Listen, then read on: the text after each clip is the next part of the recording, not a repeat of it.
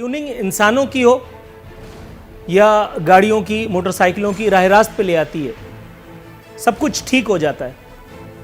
इस बात का मेरी अगली स्टोरी से जो मैं आपसे शेयर करने लगा हूँ कतई कोई ताल्लुक़ नहीं है। ये बस यूँ समझिए मैंने ऐसे ही कह दिया। सूरज मगरिब से निकल आया है, वो हो गया है जो शायद कभी तसव्वुर भी नहीं किया जा सकता था। ताहम एक अच्छी बात यह है कि फवाद चौधरी साहब, अल्लाह उन्हें नजर बस से बचाए, मैंने जिस ख्वाहिश का इजहार किया था, मैंने कहा था कि यहूद और हनूद को एक ही आदमी ललकार सकता है। इस वक्त इस पूरी 24 करोड़ की आबादी में एक आदमी है, एक शेर नर हमने जना है, और वो है फवाद चौधरी। वो अगर चाहे तो यहूद और हनूद को ऐसे दो भी पटके मारेगा कि सबका दिमाग दुरुस्त हो जाएगा, और ऐसा ही हुआ। फवाद चौधरी ने अवाम को सरकारी सैनिटाइजर इस्तेमाल करने का मशवरा दे दिया है। अब अगर अवाम ये काम करते हैं तो हालात की जिम्मेदारी खुद अवाम पर होती है, इसमें फवाद चौधरी का कतई कोई लेना देना नहीं। शेख रशीद साहब रावलपिंडी वाले एक मरतबा फिर इस बहरानी कैफियत में भी दिल लुभा गए। उनकी हिस्से ज़राफ़त ज़रा मुलाहिज़ा फरमाइए। फरमाते हैं, कोरोना के पेश नज़र 12 ट्रेनें बंद की जा रही हैं। अवाम पूछ रही कि ये ट्रेनें चल रही थी क्या? मजीद फरमाया शेख रशीद अहमद साहब रावलपिंडी वाले ने कि रेलवे अस्पतालों में कोरोना टेस्टिंग की सहूलत नहीं। हुजूर, ज़मानत तो रेलवे की ट्रेनों में अवाम की ज़िंदगियों की भी नहीं। इस पर कुछ अगर कहते। दूसरी जानिब सदर मुअज़्ज़म ने अपील फरमा दी है, कहा है कि कौम इख्तलाफात भुलाकर एक दूसरे की मदद करे। सर, कुछ काम हुकूमतों के करने के भी होते हैं। आपने ट्वीट किया, जाहिर है कि यही कुछ आपके बस में था। आपने लिखा कि मैंने सैकड़ों कॉलें की। अब कॉलें भी तो आपके अपने खर्चे से नहीं हुई ना सर, उसके भी हम ही लोगों ने, मतलब आप समझ रहे होंगे मैं क्या कह रहा हूँ, तो इस पर एहसान रखने की क्या ज़रूरत है। मजीद फरमाते हैं आरिफ अलवी साहब कि मीडिया कोरोना के हवाले से आगाही फैलाए। हुजूर, मीडिया को सनसनी और खौफ फैलाने से फुर्सत मिले तो वो आगाही पे फैलाएगा इंशाल्लाह। पहले जो हिदायत है वो तो हो जाए, पहले वो खौफनाक बातें तो बता दे। इतने लोगों को कोरोना हो गया, इतने लोगों ने इजराइल अलैहिस्सलाम को देख लिया, इजराइल अलैहिस्सलाम ने इतने लोगों को जो है वो एनओसी जारी कर दी, इतने लोग यहाँ से रवाना होकर के वहाँ रिसीव कर लिए गए। इस तरह की बातें तो हो जाए, उसके बाद ये सारी बातें भी होती रहेंगी। मैडम नीलम, ये मुझे बताइएगा मैम, शेख रशीद ने 12 ट्रेनें बंद करने का बिलावजह तकल्लुफ़ उठाया। ट्रेन चल कहाँ रही है? वो तो घसीट घसीट के चल रही है, एक बात। दूसरी बात ये कि जो इन्होंने नुक्ता उठाया, ये तो बहुत ही वैलिड पॉइंट है कि इस वक्त दुनिया भर से जो इंटरनेशनल फ़्लाइट्स आ रही हैं, कौन अपने साथ क्या लेकर के आ रहा है किसी को नहीं मालूम। और हमारे यहाँ स्क्रीनिंग के जो मामलात हैं, जो क्वारंटाइन सेंटर्स की वीडियो वायरल हुई है, जो उसमें लोगों ने देखा है क्या अशरू है, ये तो हम लोग खुद इन्विटेशन दे रहे हैं उस एक ट्रबल को, अल्लाह माफ़ करे, जिससे दुनिया पीछा छुड़ाने की मुतमन्नी है।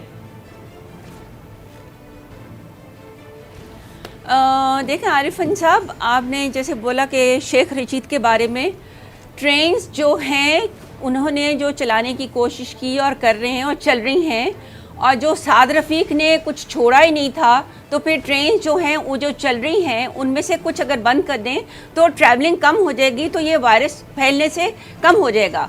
अब जैसे आप कह रहे हैं इंटरनेशनल फ़्लाइट्स पे अगर कोई आ रहा है, वो आने से पहले पैनाडोल अगर खा ले और एयरपोर्ट पे पता ही ना चले कि उनको टेम्परेचर है कि नहीं है, और फिर आके उसका वायरस अपने उसके घर वालों को फैलाए, तो हमें ये, जैसे हमें बहन ने बोला कि हमें सबको कोऑर्डिनेट करना है, एक दूसरे के साथ, कौम को मिल के सबको ट्रेनिंग देनी है। अगर ट्रेनिंग तो जिनके पास नहीं है उनको बताएं। ईमानदारी की बात है, 60-70 ये तो आप एक हाइपोथेटिकल बात कर रही हैं कि वो आने से पहले पैनाडोल खा ले। ये भी हो सकता है कि वो आने से पहले डिस्प्रिन खाता हो, ये भी हो सकता है कि वो कुछ आ रहे हैं कुछ लोग, लेकिन और उनका बुखार उस वक्त नहीं पता चल सक रहा, और फिर यहाँ आने के बाद कीजिएगा, मैं इंशाल्लाह ब्रेक के बाद डायरेक्ट आप ही के पास आऊंगा, ये वादा रहा। शेख साहिबा के पास दोबारा जाऊंगा। जी मैडम, आप मुझे चकमा देने की कोशिश फरमाई थी।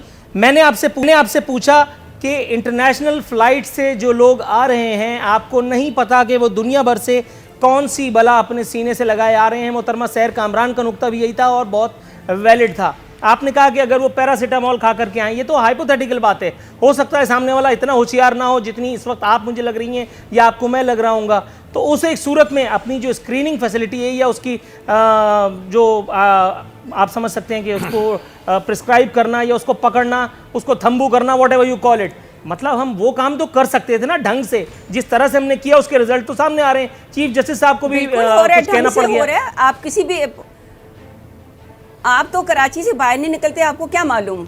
आपने जैसे लास्ट टाइम कहा था तो मैं तो कराची से बाहर कभी नहीं गया, तो आप जाके लेकिन एयरपोर्ट तो मेरे घर के करीब है ना, फ्लाइट्स पे लोग आ रहे हैं। एयरपोर्ट तो मेरे घर के करीब है ना, मैंने एयरपोर्ट तो देखा है अल्हम्दुलिल्लाह, ऐसी बात तो नहीं है। ऐसा तो नहीं कि मैं गुजरांवाला में पैदा हूं। बहरहाल हम अच्छी बात करें कि अभी स्क्रीनिंग हर हाई लेवल पे हो रही है, हमारे पास इनफ स्टॉक है। किस लेवल पे हो रही है स्क्रीनिंग मैडम? अब आप ये देखें कि एयरपोर्ट पे किस लेवल पे हो रही है, जो भी पैसेंजर आ रहे हैं उसको चेक कर रहे हैं कैसे, और उनको डायरेक्ट आप देखें, आप मीडिया पे तो आप वॉच करते हैं, आपको मालूम होना चाहिए कि आपको दिखा भी रहे हैं कि जब स्क्रीनिंग उनकी होती है, जो पैसेंजर्स अच्छी हालत में होते हैं ठीक है उनको जाने देते हैं, जो नहीं होते उनको वहीं एयरपोर्ट पे हमने इतने सिस्टम बना दिया है।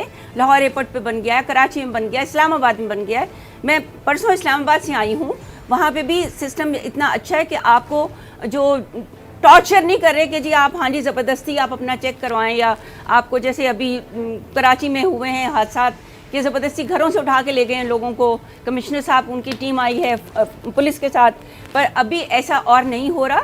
अभी हमारे पास सफिशेंट अपरेटस हैं सारे, जिसमें हम सारे जितने भी पैसेंजर्स आ रहे हैं उनके टेस्ट कर रहे हैं, और माशाल्लाह से अभी बेहतर हो रहा है। चाइना में आपको पता है शुरू में क्या हाल हुआ था, अब हम थोड़ा सा तवक्कुफ कीजिएगा, मैं चाइना भी कभी नहीं गया मैडम, थोड़ा सा तवक्कुफ कीजिएगा, मैं बोर हो जाता हूँ चाइना वाइना की बात सुन के। जी राना अरशद साहब, हुजूर वाला आप कुछ कहना चाह रहे हैं? 14 डेज के बाद मैडम थोड़ा सा तवक्कुफ कीजिएगा। जी नूरुल आरिफिन साहब, मैं ये अर्ज करना चाहता हूं, मैं बात पूरी कर लूं। राना अरशद साहब अगर आप कहना चाहते हैं तो मैं सुनने के लिए तैयार हूं, प्लीज गो ऑन। जी नूरुल आरिफिन साहब, मैं ये अर्ज करना चाहता हूं, मैं अपने नॉलेज में इजाफा चाहता हूं आपकी वसातत से, कि जो ईरान से ज़ायरीन 8000 पाकिस्तान में दाखिल हुए, जो सिंध में गए, जो बलूचिस्तान में गए, उनका तो वहाँ बिल्कुल टेस्ट या स्क्रीनिंग हो रही थी। जो पंजाब और खैबर पख्तूनख्वा में 6000 से ज़ायद लोग इंटर हुए हैं, उनका डाटा फेडरल गवर्नमेंट के पास है या इन दोनों सूबाई गवर्नमेंट्स के पास है, वो बिल्कुल मैं उसकी इंफॉर्मेशन लेना चाहता हूं ताकि मेरे नॉलेज में इजाफा हो। अब मैं अर्ज करूंगा कि 3 ही शहरों में फ्लैट्स आ रही हैं, इस्लामाबाद, लाहौर और कराची में। और अगर फेडरल गवर्नमेंट के जफर मिर्जा साहब को ये नॉलेज में नहीं है, वो कहते थे 6 पेशेंट हैं, भाई अब तो मिर्जा साहब 400 पेशेंट हो चुके हैं। तो पंजाब में 85 पेशेंट डिक्लेयर हो चुके हैं, 2 पेशेंट अल्लाह ताला को प्यारे हो चुके हैं खैबर पख्तूनख्वा में, जो दोनों सऊदी अरब से आए थे और वो इस्तांबुल से आए थे। अब इशू ये है कि जो किट्स आई हैं चाइना से, वो इमरान खान साहब या फेडरल गवर्नमेंट बताए कि अगर वो शौकत खाने में पड़ी है तो अच्छी बात है, लेकिन 9,500 रुपए अगर टेस्ट की फीस ली जा रही है तो गरीब का बच्चा कहां से ये फीस पे करे? गवर्नमेंट की जिम्मेदारी है कि वो मेडिसिन और टेस्ट फ्री करे, जैसे हमने डेंगू में मियां शबाशी साहब ने किया था। हम बिल्कुल मियां शबाशी की क्यादत में गवर्नमेंट के साथ हैं। इशू ये है कि ये अब अगर ट्रेनें भी बंद हो गई तो गरीब को क्या प्रोवाइड किया जा रहा है? जिस गरीब आदमी ने शहर से, थोड़ा सा तवक्कुफ कीजिए, आपकी बात का जवाब ले लूंगा मैं इनसे। राना अरशद साहब जरा थोड़ा सा, राना अरशद साहब थोड़ा सा तवक्कुफ, थोड़ा सा सर ब्रेक पर पाँव रखिएगा। राना अरशद साहब, राना अरशद साहब सर थोड़ा सा ब्रेक पर पाँव रखिएगा, मैं आपकी तरफ आता हूँ। मोहतरमा नीलम इरशाद शेख साहिबा, आप क्या बताना चाहेंगी मैडम? निकले घर से तो आपको मालूम पड़ेगा, मैं बता रही हूँ, मैं खुद इस्लामाबाद से आई हूँ और कोई ऐसा क्याओस नहीं क्रिएट कर रहे, सारे मिलके चल रहे हैं।